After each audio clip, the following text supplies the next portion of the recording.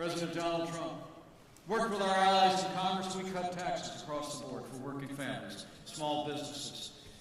We unleashed American energy.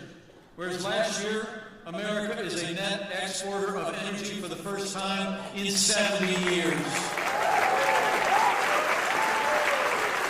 We rolled back more federal red tape already than any administration in American history. We fought for free and fair trade, and in our first 3 years, businesses large and small created more than 7 million good-paying jobs, including 236,000 jobs right here in Georgia. So we served for our national security, we fought for prosperity, and we delivered in those first 3 years. And every step of the way, President Donald Trump has stood for the rule of law. As I stand before you today, I'm incredibly proud to report we've seen more than 230 conservatives appointed to our federal courts at every level, including Justice Neil Gorsuch and Justice Brett Kavanaugh.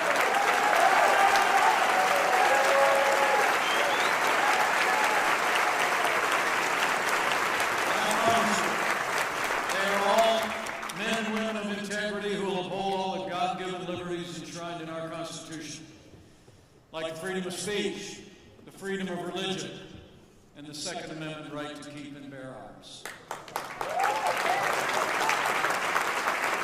Now, 1 week ago, we paused as a nation to rightly honor the life and service of Justice Ruth Bader Ginsburg.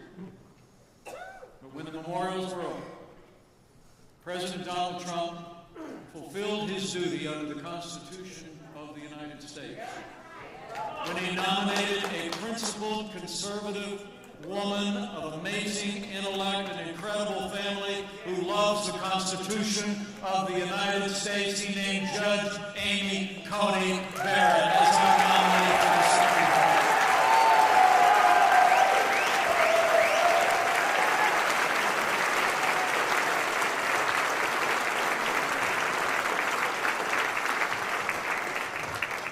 Yesterday, I was at the United States Senate. I had the privilege of escorting Judge Barrett to the Senate chambers. She's back on Capitol Hill today meeting with the senators.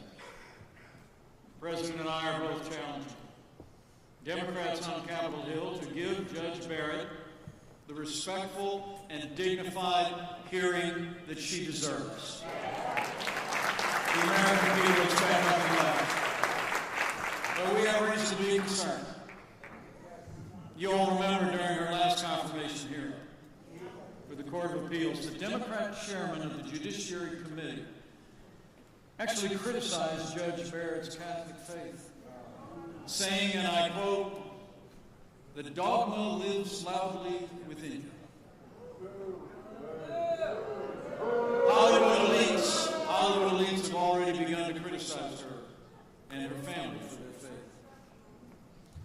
Well, I got news for the Democrats and their Hollywood elites. That dogma lives loudly in me. That dogma lives loudly in you. And the American people have the right to live, to work, and worship according to the dictates of our faith and conscience. Every American of every faith.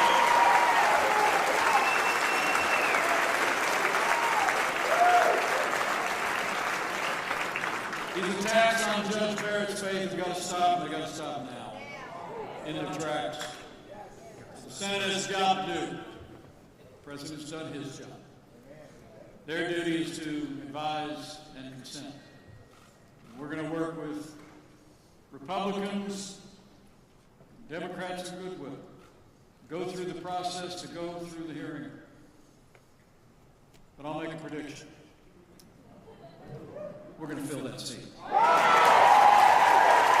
Judge Amy Coney Barrett is going to be Justice Amy Coney Barrett.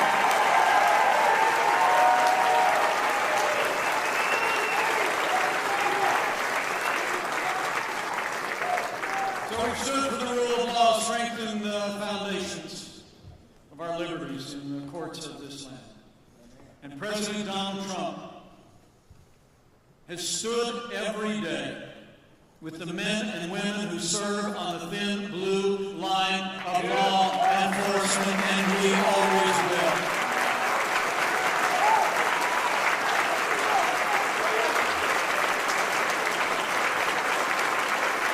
The President and I know, and all of you know, men and women who serve in law enforcement are some of the best people in this country.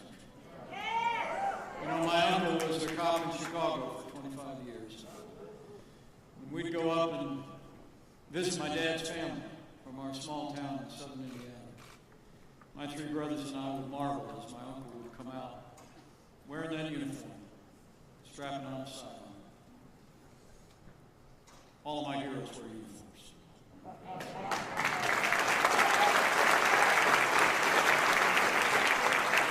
I mean, the truth is, men and women who serve in law enforcement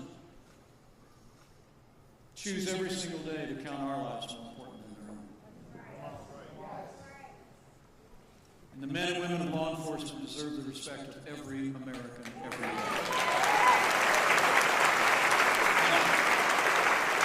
President Trump and I will always support of America. We will always support the right of Americans to peaceful protest. It's enshrined in our Constitution. But rioting and looting is not peaceful protest. Burning businesses is not free speech. Violence against innocent civilians and property and law enforcement will not be tolerated, and those who do these things will be prosecuted in the fullest extent of the law.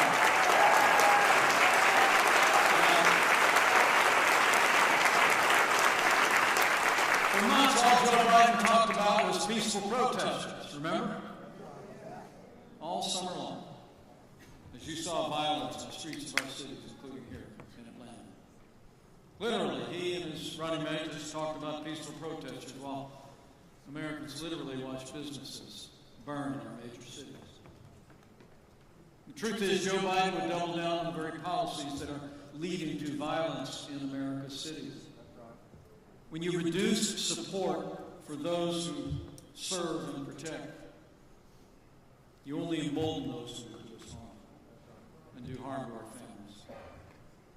Now, Joe Biden says that America is systemically racist, his words, and that law enforcement has, and I quote, an implicit bias against minorities.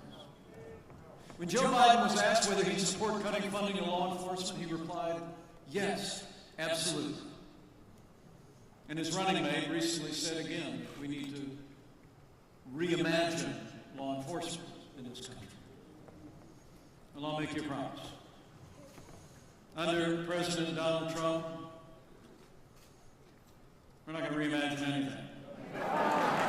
We're going to back to the blue, and we're not going to defund the police. No, not ever.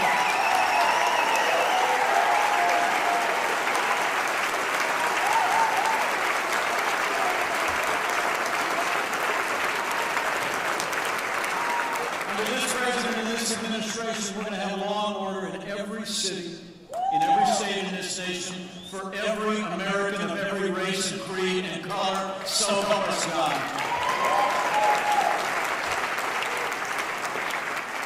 I mean, hear the other side say it. They say we got to choose between supporting law enforcement or supporting our African American families or our minority families in our major cities. The truth is, under President Trump's leadership, we have done both for the last 3.5 years. We've supported law enforcement with additional resources. We have supported our African American neighbors with more jobs, more investments, more school choice. And we're going to keep supporting both for 4 more years.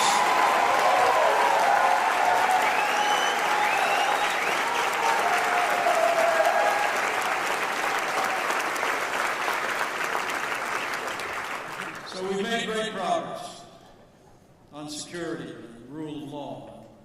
We've stood strong for law and order in this country. And all along the way, this president has kept the promises that he's made to people who cherish faith and freedom, like no other president in my lifetime. Beginning with a historic decision that he made. You know, 4 previous presidents had made promises concerning our most cherished ally, but it was President Donald Trump who kept that promise when he moved the American embassy to Jerusalem, the capital of the state of Israel.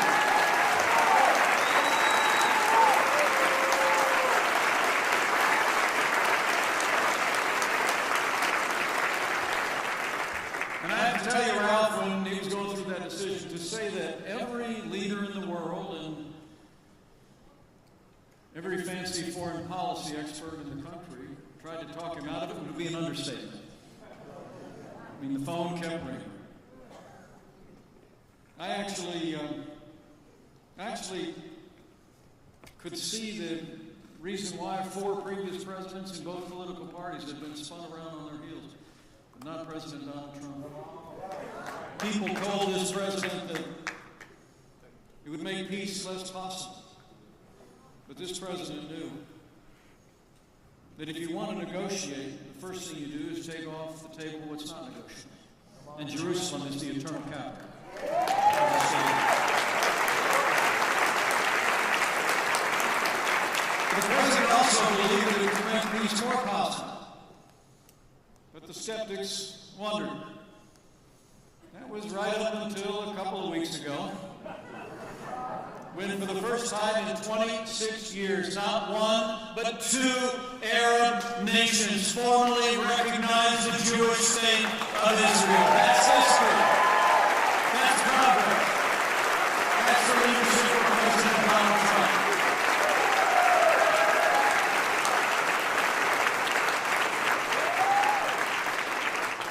So he's kept promises that he made.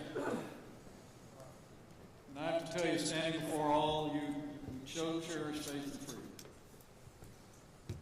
I couldn't be more proud to serve alongside a president who stands without apology for the sanctity of human life. President Donald Trump is the most pro-life president in American history.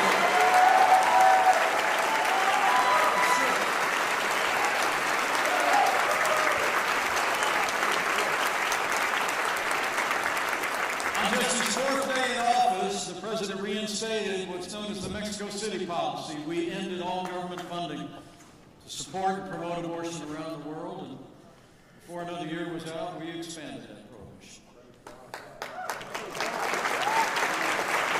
In our first year in office, I'll never forget the day I was standing next to the resident desk. The president was being informed that the March for Life had come to Washington, D.C. in January. The Prime Minister of the United Kingdom was going to be in town that day, and the president was not going to be able to address the crowd. And I remember I stood next to the desk, and I said rather modestly, well, you know, they invited me too.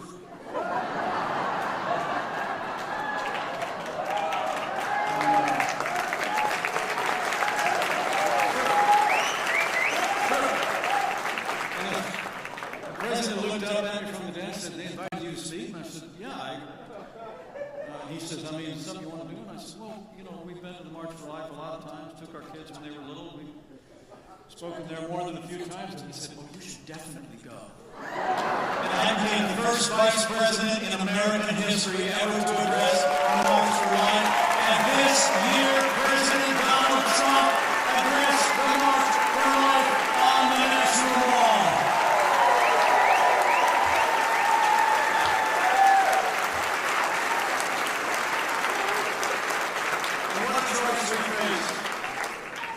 Joe Biden, his running mate, and the radical left all support abortion on demand.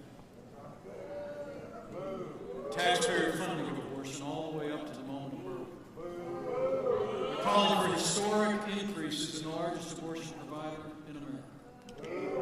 And Joe Biden, for years, had been one of those Democrats who, while he supported abortion rights, he had always voted for what's known as the Hyde Amendment. The late and great Henry Hyde crafted legislation that prevented taxpayer dollars from being used to fund abortions. Joe Biden always supported the Hyde Amendment, but no more. Last year, he abandoned his historic support for the Hyde Amendment. In fact, the Democratic Party even blocked the Born Alive infant Protection Act, which would provide the provision of medical care for babies that survive attempted abortions. Well, for President Trump, we've put protecting the unborn at the center of our national agenda. Our president took action toward ending fetal tissue research at the National Institute of Health, and just last week he signed another executive order protecting born alive infants all across America.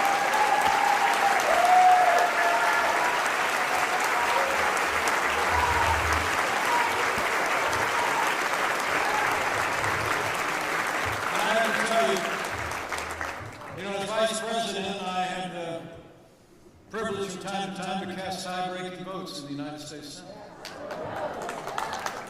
One of the proudest moments in my career was when I had the privilege to cast a tie-breaking vote for a law that would allow states to defund Planned Parenthood, and President Donald Trump signed the bill.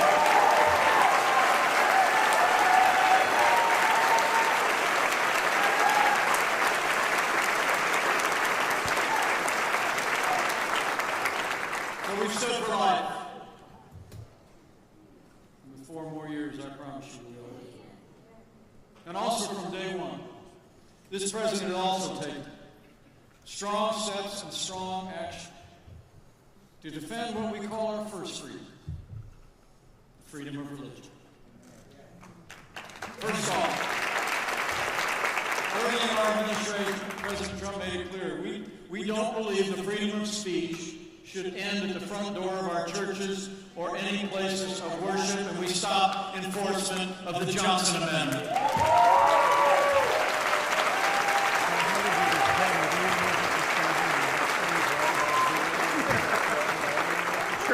The President also took action to protect the conscience rights of doctors, nurses, teachers, and religious charities.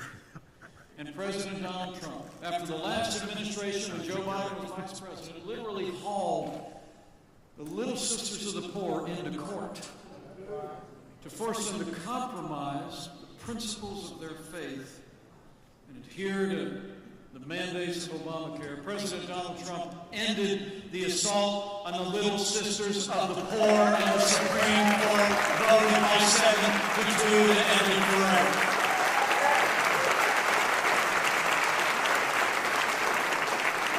It's amazing to think a group of nuns, all of whom take a vow of poverty, to render love and assistance to some of the most vulnerable in our society, were literally targeted by the last administration. And if you haven't heard it, after the Supreme Court's decision, Joe Biden announced he plans to reimpose the Obamacare mandates on the Little Sisters of the Poor. In fact, the assault on our religious liberty continues. His running mate, Senator Kamala Harris, actually attacked one of our judicial nominees for being a member of the Catholic Knights of Columbus. Well, men and women who cherish faith and freedom, these attacks on our freedom of religion must stop. The American people cherish the freedom of religion of every American of every faith. And for all he's done for faith and freedom, we need 4 more years of President Donald Trump in the White House.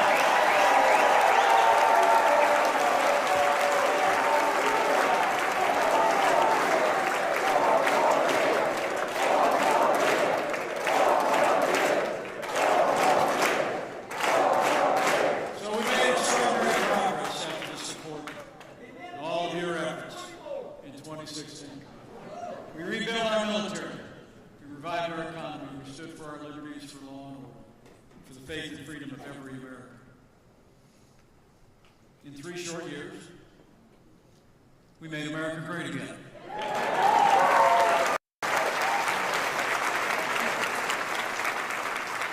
And then the coronavirus struck from China. But I'm here to tell you, before the first documented case of community transmission in the United States, President Donald Trump did what no American president had ever done. He suspended all travel from China, the second largest economy in the world.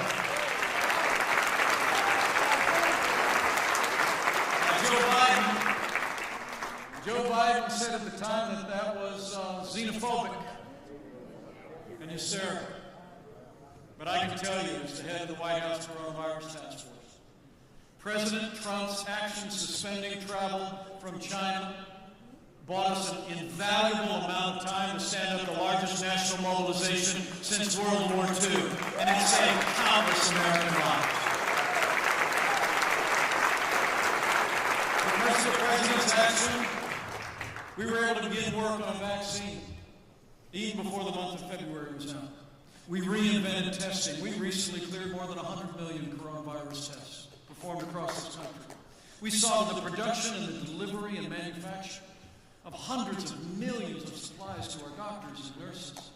And no American who required an ICU bed or a ventilator was ever denied the health care that any one of us would want a family member to have. And as we stand here today, I'm proud to report to you, we're developing new medicines by the hour. We've approved remdesivir, convalescent plasma that are saving lives all across the country. And I believe with all my heart, before the end of this year, we will have the first safe and effective coronavirus vaccine with tens of millions of doses for the American people.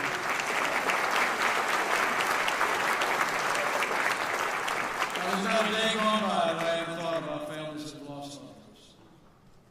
And each one of us have had them and those of you that are affected on our hearts.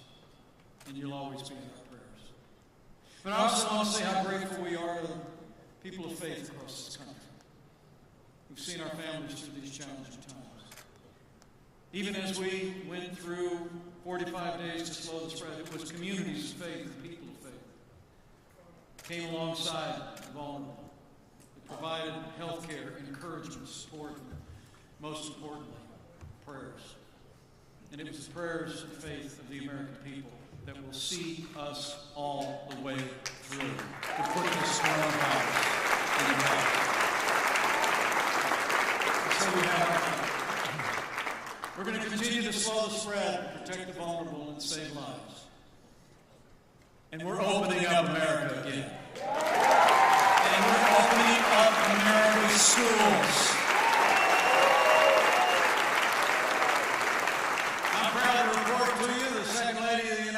Mrs. Pence is already back in the classroom at that Christian school teaching art.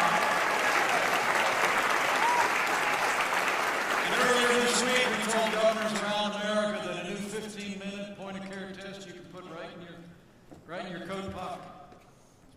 100 million of them are being distributed in states all across the country to facilitate a return to in-person learning in every school in America.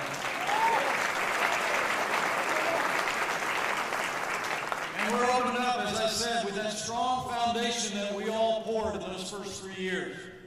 Less taxes, less regulation, more free and fair trade, more American energy.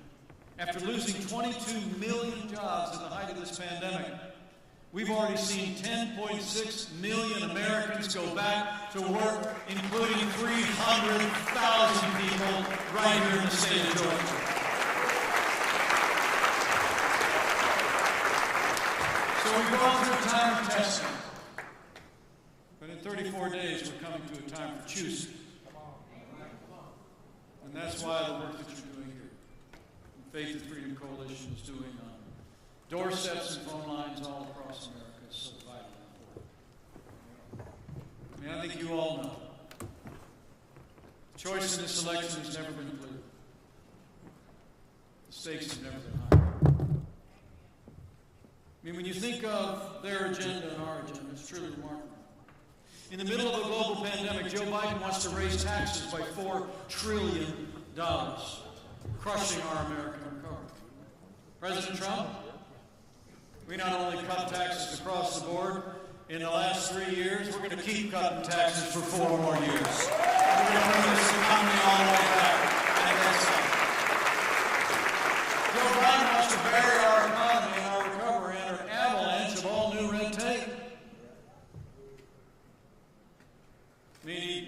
didn't seem to know it last night, but he actually is for the Green New Deal. Did you see that? They did not for the Green New Deal. Until some reporters went to his website and says, "Our Green New Deal." And even Chris Wallace, who seemed to be fighting for the other side for most of the debate, called him out. President Trump, we not only signed more bills cutting federal red tape in the first 3 years than any administration in history, we're going to keep on chopping for 4 more years to create jobs. And when Joe Biden is for open borders, sanctuary cities, and free health care for illegal immigrants, President Trump has made record investments in border security. Mexico's doing more to secure our southern border and theirs than ever before. And we've already started to build that wall. 300 miles and counting. And we're going to build it all, and we're going to fix this broken immigration system once and for all with 4 more years.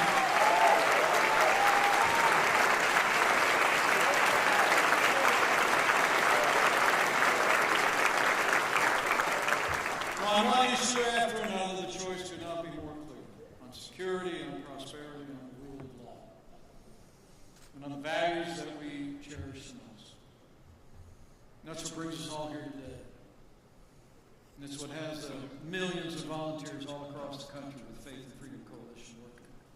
And all of you doing the work that you're doing. Because I think you all know the choice in this election isn't going to be so much whether after November 3rd, whether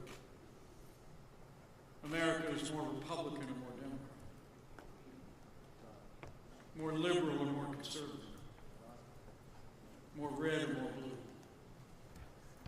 I think the choice in this election is whether America remains America.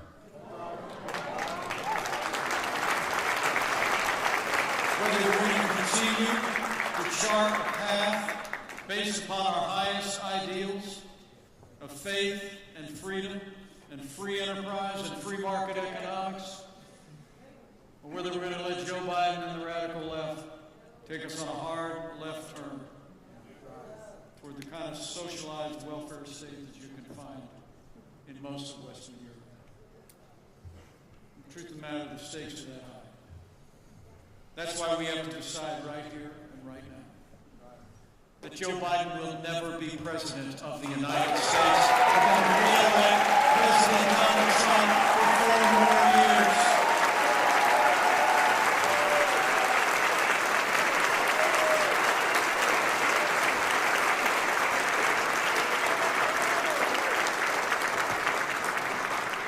You know, if you visit the Jefferson Memorial in Washington, you'll read words carved on the wall that I think speak to the time in which we live. Thomas Jefferson wrote, "The God who gave us life gave us liberty at the same time." But he added, "I tremble for my country when I reflect that God is just, and that his justice does not sleep forever." Men and women, we've got to stand up for life and liberty. For the sake of America. For the sake of this generation and every generation that follows. This then is our task. And I want to challenge you to leave here today and have faith. As you're knocking on those doors, as you're making those phone calls, you're volunteering time, resources, the Faith and Freedom Coalition, I encourage you to have faith. Have faith in the American people. I mean, if 2016 taught us anything, it's that whatever the pundits and the Washington elites and the big media want to say, the American people are in charge in America. And I think a careful study of American history proves every time the American people are given a choice between more freedom and less freedom, the American people choose more freedom every single time. So reach out to your neighbors and friends with faith and confidence in the American people. Because this is a freedom-loving nation.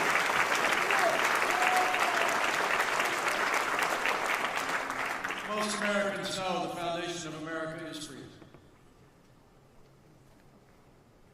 And the foundation of freedom is faith. John Adams said, memorably, "Our Constitution is designed only for a moral and religious people, and is wholly inadequate for the government of any other." And in all my travels all across this country, I can tell you, I'm more convinced than ever. Not only is this a freedom-loving nation, but America is a nation of faith.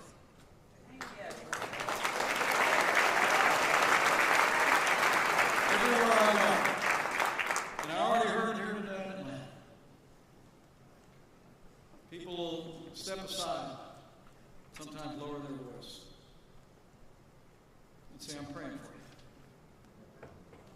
And you all know it when people mean it, don't you? You can feel it in your heart.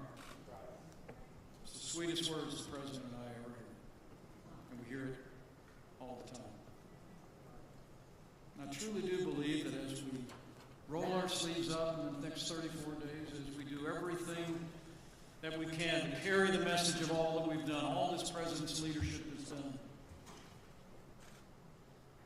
to restore our military, revive our economy, to stand up for the rule of law, law and order, and life and our most cherished liberties. I encourage you to remember that the effective and fervent prayer of a righteous person availeth much. And I encourage you in the days ahead, a time where it seems like you turn on the television, it looks like there's more that divides us in this country than unites us. I truly do believe in those ancient words that if his people who are called by his name will humble themselves and pray and turn, he'll do like he's always done in much more challenging times in the life of this nation. He'll hear from heaven, and he'll heal this land. This one nation, under God, indivisible, with liberty and justice for all. So pray for America. Pray for all the American people.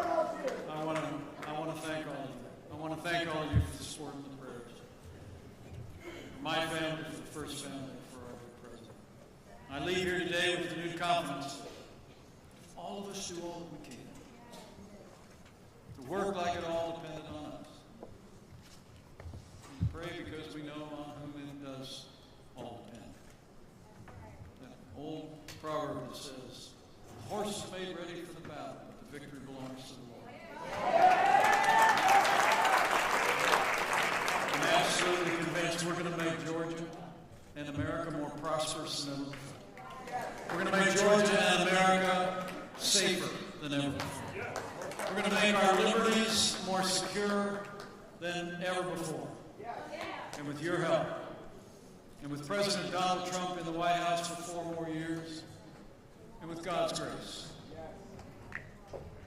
we're going to make America great again.